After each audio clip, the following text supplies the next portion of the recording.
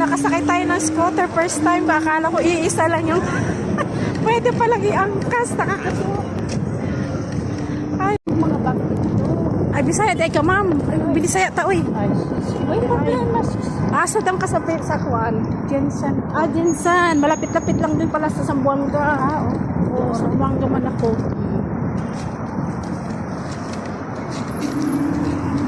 Galing. Yung sasakyan na to. Tingnan yung mga sasakyan namin. Ano tawagan ini ma'am? Scooter. Scooter. Oo. Scooter na may upuan ba? Mayroon may scooter na yung ano lang, no? Uupo. Tayo lang tayo. Nakatayo to dati. Tapos in-improve lang ma'am. Gapaan ni gamot. Oo. So, ibig sabihin, meron kayong gawaan din ganito. Oo, ako'y gawa niya. Ganun. Sa lahat ko ng mga kababayan.